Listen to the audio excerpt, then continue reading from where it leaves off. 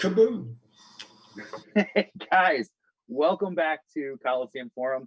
I apologize for the technical difficulty there, and I'm sorry we've been away for so long.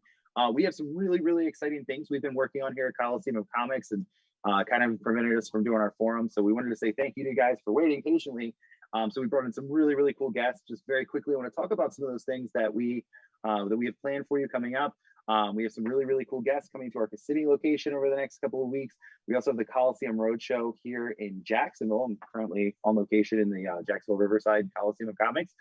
We also have the Jacksonville Roadshow coming up here at the beginning of May. We'll have Sam Jones there. We have the dinner with Sam Jones that we're still tickets available for. We have Ray Parks coming to visit Kissimmee.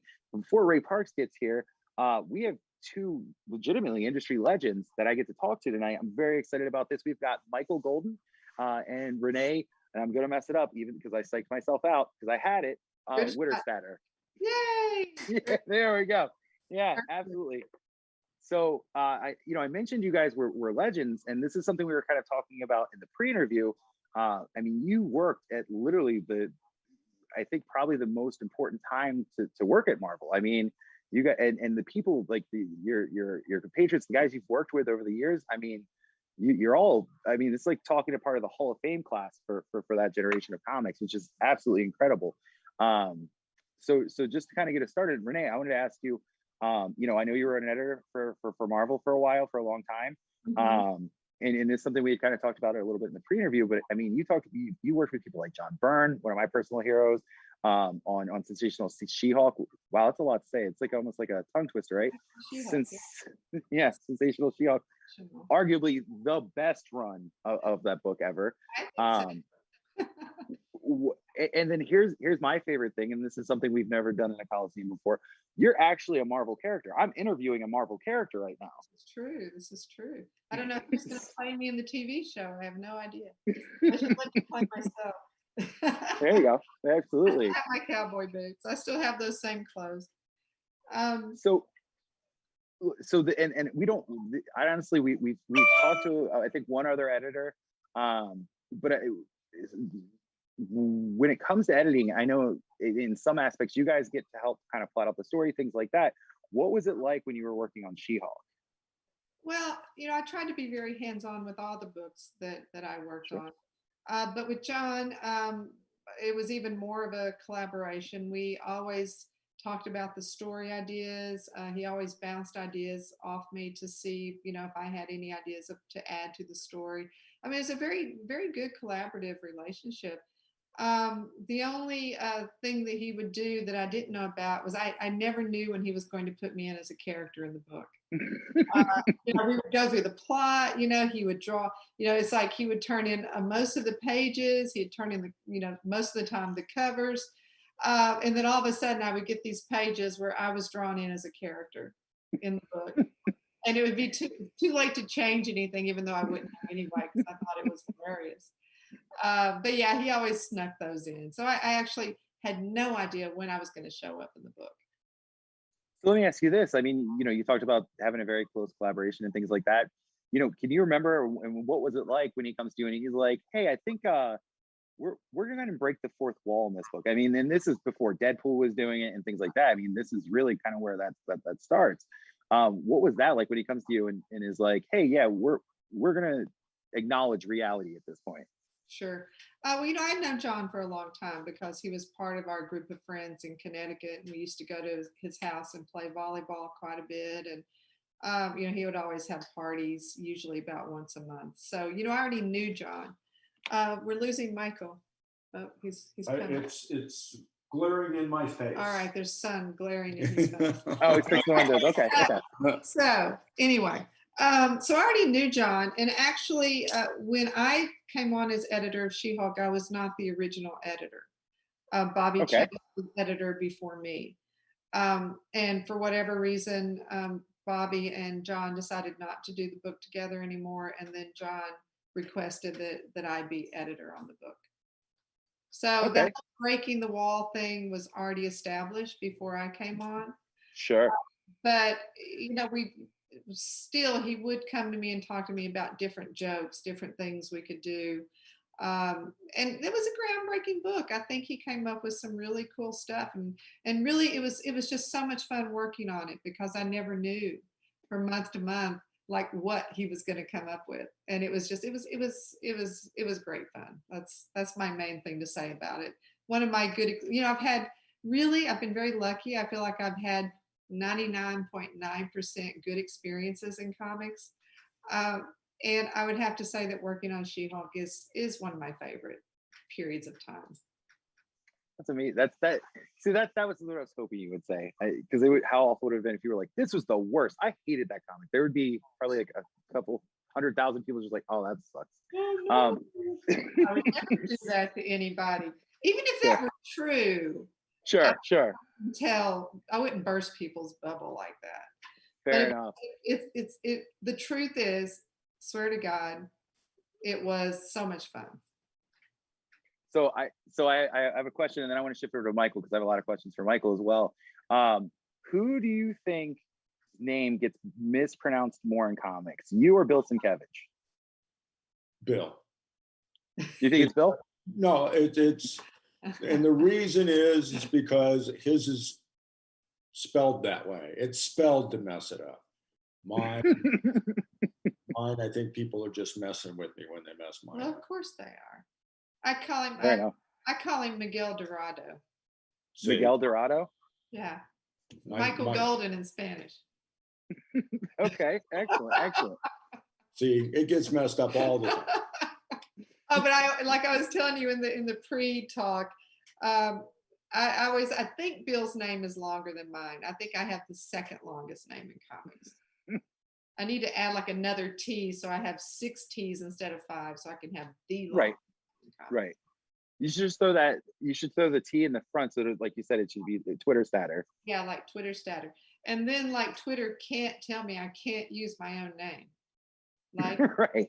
I literally changed my name because I tried to make that my Twitter handle, and they wouldn't let me because your Twitter handle cannot have the word Twitter in it. Oh, really? I didn't know that. That's what I just learned. Twitter's on Twitter. Yeah. So I forget what Twitter on Twitter is. And Instagram is Eva Inc. Renee. I think on Twitter it's just R Witterstaetter. It's not very inventive. But I tried. So Mike, and in case anybody wonders why, I introduced you guys as kind of comics legends. This is something I was talking with a longtime friend today. Michael, I mean, there's a straight line between you and modern comics, and specifically, I mean, if you go from Michael Golden, you go to Art Adams, and then you go from Art Adams and you go to all the guys that started Image, and that's Todd McFarlane, Rob Liefeld, Jim Lee. I mean, have you had the opportunity to step back and really kind of take a look at your kind of endearing legacy in comics yet? I mean, you're kind of an important guy. That's a pretty loaded question. Yeah, he's pretty. He's pretty modest too. Let me show you this Go-Gru mask. Yeah. No. Let me show you the front of this portfolio. No. Fair. I mean, those guys have come out and said that Michael is an influence. I prefer not to look at it. It's sure. It's nice. It's flattering. I'm honored when people point it out. Sure. Like you just did. But in point of fact, I don't have it. It's not relevant to what I do on a daily basis. I mean, thank you very much. And he's still creating great stuff. Yeah, absolutely. I'm still out here working and thank you. Yeah, but okay. He's we working. move on. Cool. Yeah, he's working on a few creator-owned projects right now that we can't really talk about yet, but we're going to be. Oh, see, that's exciting. Yeah, we're going to be doing an Indiegogo on 2 of them soon. Okay, so guys, you heard it here first. Well, maybe not first, but if you're tuning into Coliseum Forum, you're probably a Coliseum customer. If you hadn't heard, they're going to be doing some crowdfunding for some new creator-owned projects. That's amazing. That's awesome. Sure. So this is a conversation I imagined in my head when I was I'm not even 12 years old, much younger than that. Never thought I'd get to talk to the creator of Rogue. Here we are. So I'm going to go ahead and channel 12-year-old Billy, and I'm going to ask a bunch of those questions. what was that like? I mean, you and Chris Claremont, Rogue's first appearance is King Size Annual 10 with the Avengers, which you drew. What were those conversations like, and what was it like developing that character who is still, I mean, just insanely popular? I mean, she's on T-shirts and statues and toys and tattoos, and I mean, I think in every incarnation, I've got a Funko Pop of Rogue on my desk at home. Yeah, I he mean, sends those all the time. It shows. yeah, I mean, so I mean, what was that like developing that character? Well, I'll say first off, right away, to crush your little 12-year-old spirit. It wasn't as magical as your little 12-year-old spirit thought it was. But that it has gone in the way that it has is satisfying, in the sense that for the limited participation that I had in this character's development, it's satisfying to know that I gave enough of a springboard for those to follow. Sure, that's fair. So then let me ask you this, and I think I might get what I'm looking for here. I mean, did you design like the original like Rogue costume, like that kind of like punk rock goth thing she had going on? The short answer is yes, and the follow-up answer is it was a natural.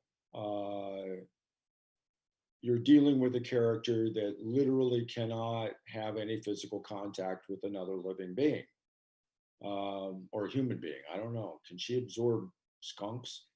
That's an interesting. Yeah, I think anything that's alive, she observes their energy. That could be problematic. Oh, that could be a real problem. But anyway, okay, so she can't touch anything, any living thing. All right. And that sort of precludes bare legs. You see where I'm going with this? So, yeah, absolutely. And it's basically a disco outfit. And I'll freely concede that. We're talking about 9 days of disco is when that book came out. Right. And the whole hair thing was something that Chris wanted. Okay. In a conversation with him, he said, yeah, she's got two stripes in her hair. So I said, okay, fine. And that's the way we did it. Yeah. So he did design the look of the costume and the look of the character. So and that was the birth of Rogue. That's awesome. I've wanted to ask that question, like I said, for 20 years. So it was her first appearance, and it was a dramatic appearance. Absolutely. You had 20 plus pages of slam bang superhero action, and then 8 pages of uber drama. So, and that affected that's what made that a landmark issue, is what I believe. It's not just, ooh, I love superheroes, or ooh, I just love Miss Marvel, or ooh, I just love Rogue. The way that book was put together and done, oh yeah, is what has cemented its place in comic book history. Without a doubt. We obviously, I'm sure everybody's aware of this, comic book shops buy comic book collections. And I'm one of our buyers for the company. I'll be honest with you, I'm never not excited when I see that issue in a collection. Like if I see that issue in a collection, I'm like, yeah, we're gonna make an offer on these books, just because that book is in there. It is one of those books that I think it's kind of timeless. It's one of those books, if you're into these heroes, you love the lore, things like that. That's one of those kind of key issues you want to seek out and have in your collection, without a doubt. I have one. I know a bunch of people have them. Even Jared, who you will meet when you guys come to Kissimmee. So I don't know if I mentioned that yet on the Coliseum Forum, but Renee and Michael are going to be at Coliseum Kissimmee actually this Sunday, right? That's there is a reason why we're doing this. Yeah. 12 to 7. 12 to 7 on Sunday. 12 to 7 on Sunday, yeah. Sunday. So not only do I have a copy of the book, but the manager of that store, if you guys have been to Coliseum Comics Kissimmee, Jared, he has a copy too. He's super excited to meet you. But again, that is a key issue if you're a fan of these characters. So I want to jump Oh, go ahead, Renee. I'm sorry. Not only did he co-create Rogue, but he also created Bug and Marionette from the Micronauts. And Oh, the wow. other character, Captain Universe. Yes, Oh, Captain. and also he created Captain Universe. Just for How did those I not know that? No, yeah, he's got a creator contract on that character. That's He also amazing. created Spartan X, our creator-owned character, our martial Yeah. arts character, and also, of course, Bucky O'Hare. So I want to come back to Bucky And the Nom also. and the Nom, absolutely. But I do want to come back to Bucky O'Hare because that was one of my favorite cartoons as a kid. And we talked about this a little bit. I was shocked to find out that you didn't know what the theme song sounds like. That is one of the most catchy, earworm children's cartoons theme songs that I can think of. There's a reason. All right. He never watches TV. I never watched TV anyway, but when that show was on TV, it was like at 5 o'clock in the morning. Sure. Yep. And if I wasn't up already working, yep, last thing I was going to be doing is watching a cartoon show. But I have to say, I never pressed. I think I've got a couple of the episodes on VHS, which means I'll never be able to watch them. Right. Oh, no, I take this back. Somebody in England gave me a DVD of all the episodes. Now that I think about it. I've just never had the time to sit down and watch it. Why was it on Sunday? All cartoons come on Saturday. It was on at 5 o'clock in the morning on Sunday. I do remember that. Yep. Yeah. So it was actually syndicated. So for us, like basically, and I'm probably wrong on this. I'm not an expert on cartoon syndication, but I think the way it worked when you would develop a cartoon, like a studio would develop it, and then they would shop it around regionally to different broadcast groups. So like, for example, where I was a kid, it was on Fox. And it was great because you had your Saturday morning cartoon lineups, but then if you got up early, Fox had another block of cartoons early Sunday morning. And the lead off for it was Bucky O'Hare. Yeah. And then afterwards it went to the after school block, which was really cool. So you'd go to school, you come home and it'd be like Thundercats, Bucky O'Hare. Yeah. Do you have the graphic novel? Do you have the original graphic novel? I do not have the original graphic novel. I'll be honest with you, because and I'm sure you guys know these numbers much better than I do. The print run was not the biggest print run. I have never actually seen one in the collection, but I promise you the day I do, I will own it. So, and it was reprinted in a little manga. Yep. Yeah, the little digest size. Yep. Yeah, that wasn't that long ago. So Renee, we kind of touched on this when we were talking about what it was like to kind of collaborate with John Byrne on Sensational She-Hulk. But like, let's just talk about comics editorial in general. Like, what is that like when you go into the office and you're an editor? Like, what is your day-to-day function? Like, what do you do? Or used to do? Now you shut up. It's questions for me. Yeah. All right. So my answer is different than his, but whatever. So yeah, I was an editor at Marvel for 5 years, at Topps for 5 years. I was an assistant at DC Comics even before that. But my training, my college degree was in journalism and English. So Sure. I worked for small newspapers and even some for the Dallas Morning News before I ever was a comic book editor. My job also before I worked at DC was co-chairing a convention in Dallas called the Dallas Fantasy Fair. And I was the co-chair of that convention, which sort of got me into meeting people and networking and getting my job at DC. But anyway, my training was in journalism. And in journalism, you always have to answer a story. You know, when you're doing a feature story, you always have to answer questions. Who, what, when, where, why, and how. You always have 6 questions you have to answer. And I found that, and also I'm a big movie buff. So what I found about working in comics was no matter what story you're working on, you've got to make sure all those questions are answered. You've got to do a cinematic story. You've got to make sure that it's a movie on paper that flows from panel to panel and page to page, and that the art and the words work together as a dance, not overpowering each other. And as an editor, you try to make sure that happens. You know, when you get a project, let's say if they came to me and said, you've got to do a Punisher graphic novel, you got to put the team together. Okay, so I would first A lot of times I would pick the artist first if it was an Sure. artist style I wanted for a particular look.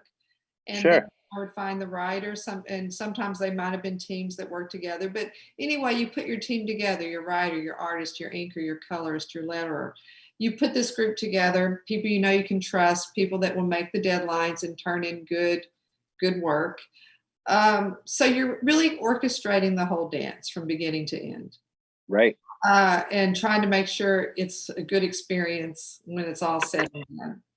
And that those questions are answered. You know, if you're telling a story of any sort and those questions are not answered, and they're not answered in an entertaining way, then you haven't really done your job.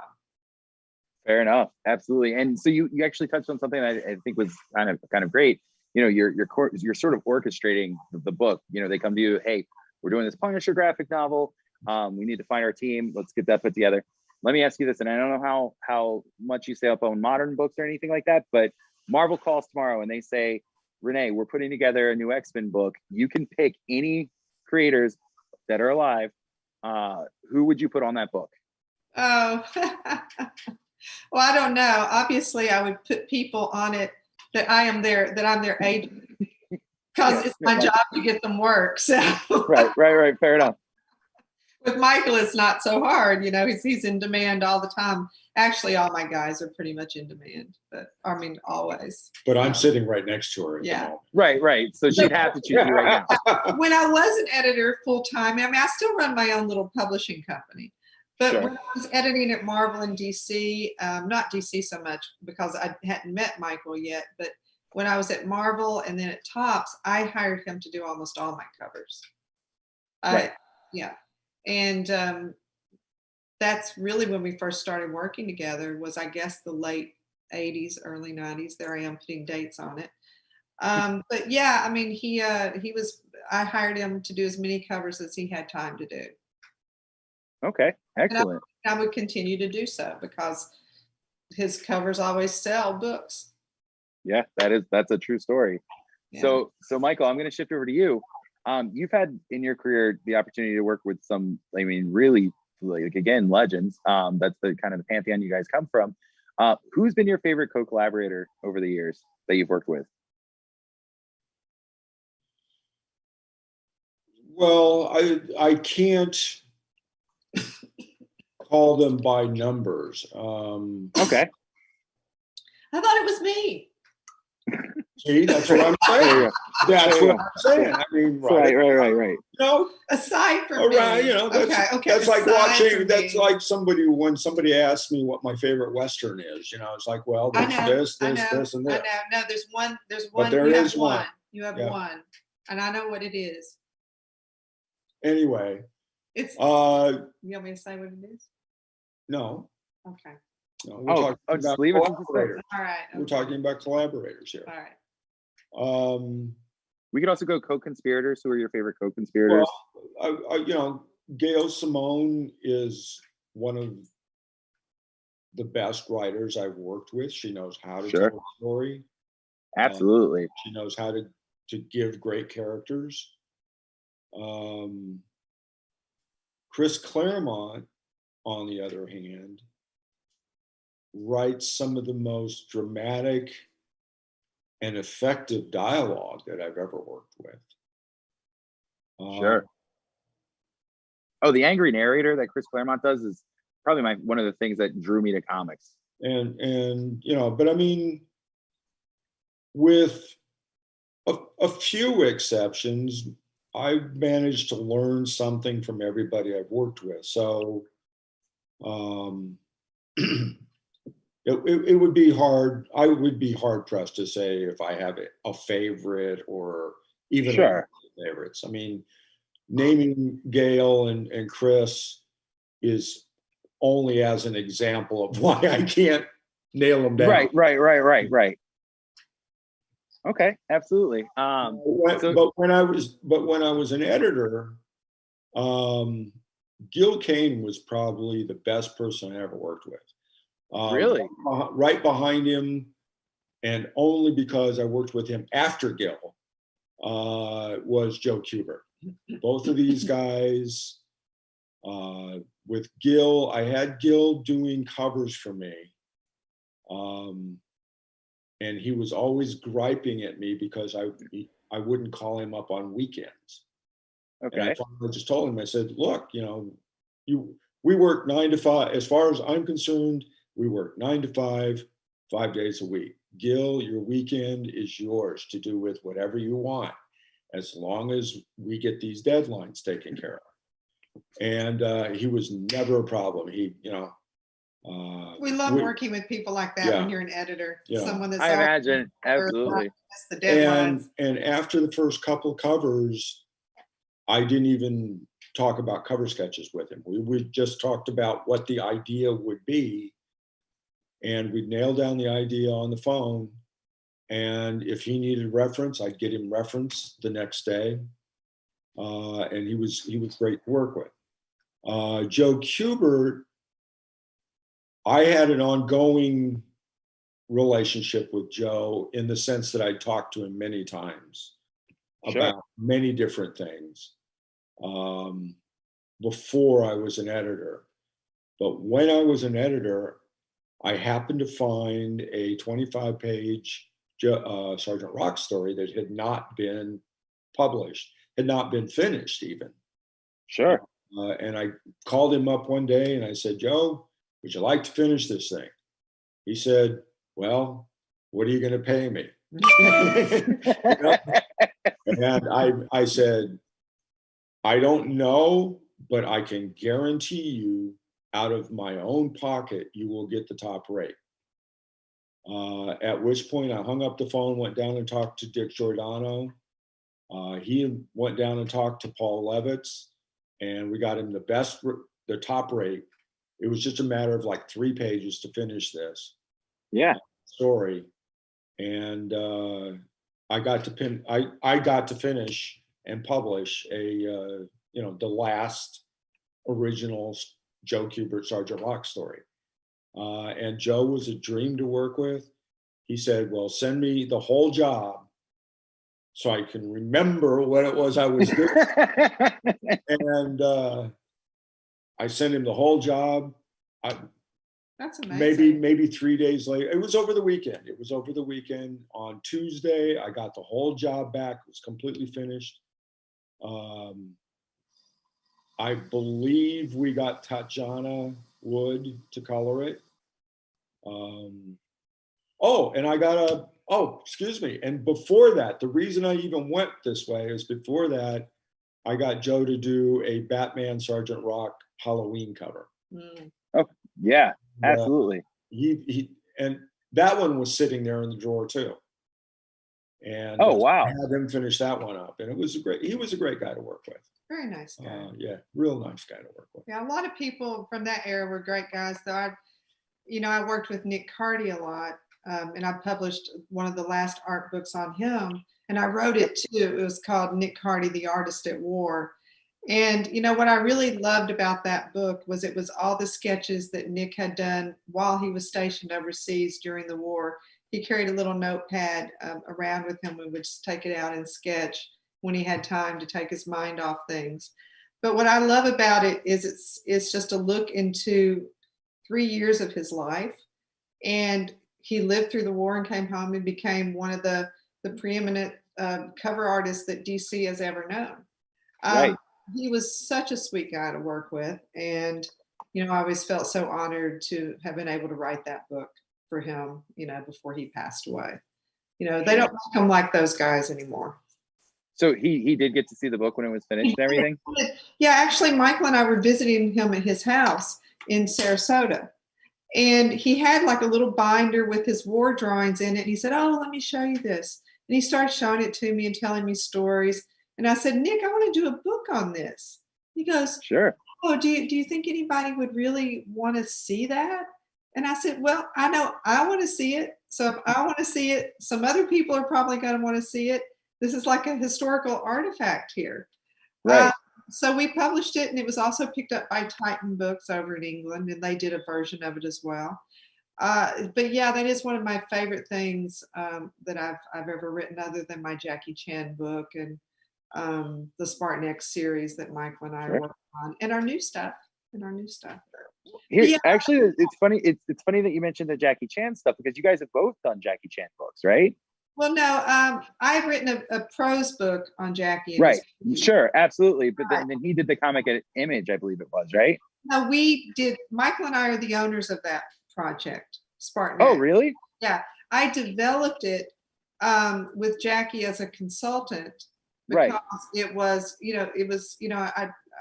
gave us a lot of input into it. Right. But the actual book, I packaged it through Image. It wasn't published by Image. Right. Okay. It was Eva Inc. packaging it through Image. And Sure. then we eventually started our own imprint, Eva Inc. Publishing. And Right. the series continued to Eva Inc. Publishing. So let me ask you this: where's the genesis of that? Because I know, like I said, I know you guys worked together on that book. You guys got how does that happen? Well, it happened because I knew Jackie, and I was, basically when I first saw a Jackie Chan movie, I knew that it was like a superhero come to life, and I got the idea to do the comic book series. So, I found out how to pitch it to Jackie. I went over to Hong Kong. I met with him and his people. I said, I want to, have you as a consultant on this book. I want to do this book. And he was all into it. And, I stayed over, I actually was the beginning of many trips to Hong Kong. And once I got Jackie on board, then I brought Michael on board as the artist, and Michael did a lot of the writing too. So it was just, since Michael and I were already partners in so many publishing ventures and had worked together for so long, I knew he was going to do, be the person I needed for that job. So that was basically how that happened. But then years later, I also ended up working in movies with Jackie. When I left publishing completely for a while, I was in LA working on movies with Jackie for about 5 years. Jackie and wow, you guys, yeah, absolutely. Wow, you guys have had literally the most amazing career. So I know you guys are busy, and I don't want to take up too much of your time. I do have one more question for both of you. What? Too.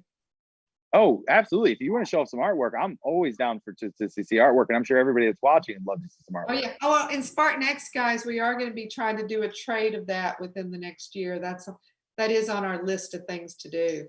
So be looking for that. Are we looking at like an omnibus thing with the Yeah, whole series? It would be the whole series plus bonus material. Oh, awesome. Excellent. Okay. All right. So what artwork do you have for us? Oh, first of all, guys, coming to the store this weekend, this is a good little commemorative thing for the last year, ongoing. We hopefully won't need these too much longer, but it is a fun little souvenir. Michael is doing sketch masks. This is a mask with an original piece of art drawn on it. We have some in white and some in gray. You can request a mainstream character. You can wear it if you want, but a lot of people do frame them and keep them. Sure. And these are, we're offering these for less than what his normal remark rate is. So come to the store and see those if you're going to, and if you're interested out there and you're not going to be at the store, my email is evaink@aol.com. That's EVAINK@AOL.com. Michael's also going to do sketches this weekend or take sketch orders. Okay, I can't show that one. These are some he just recently finished.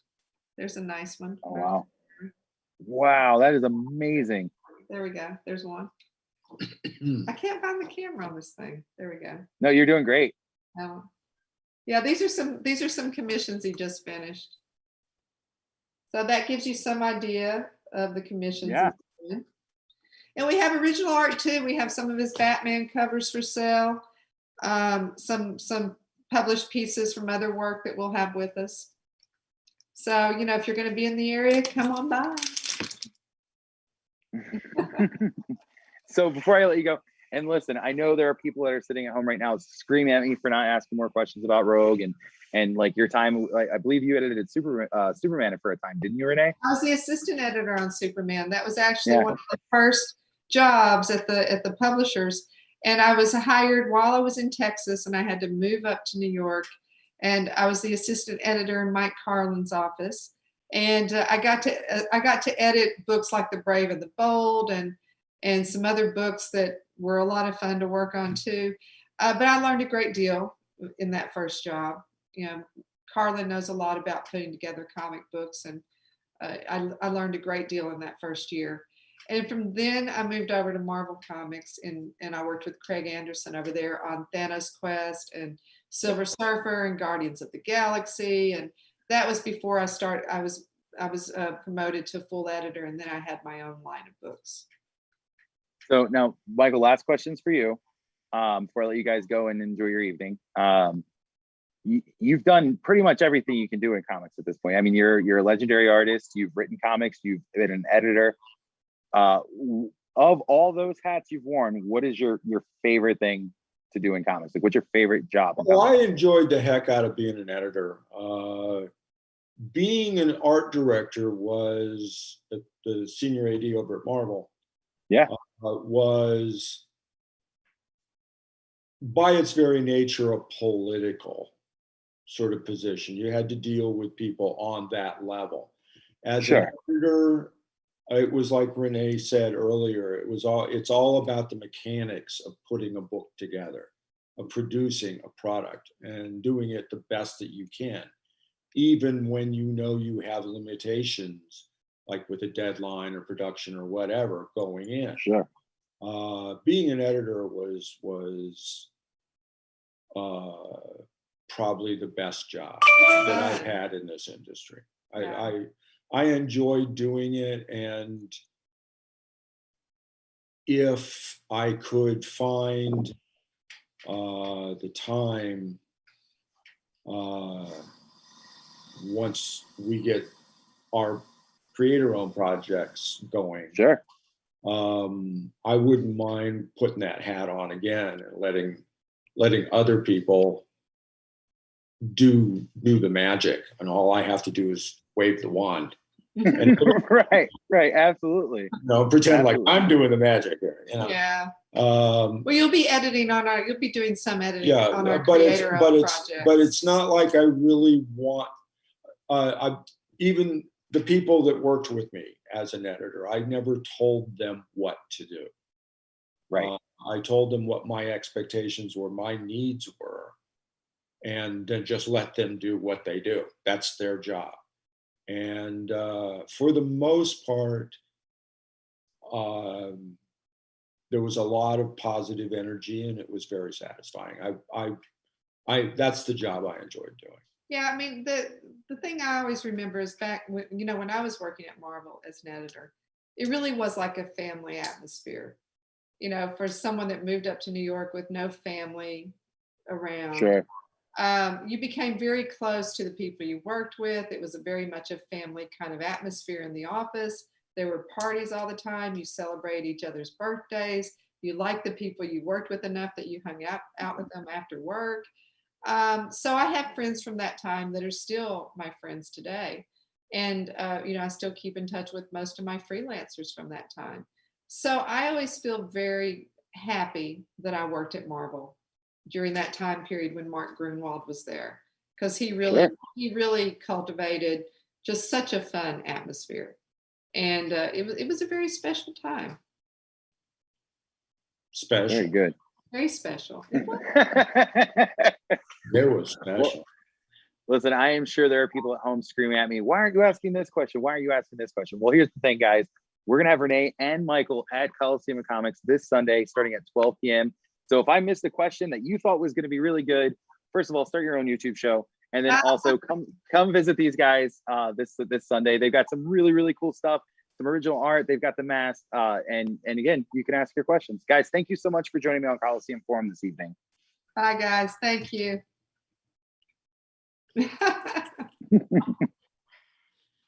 Yeah.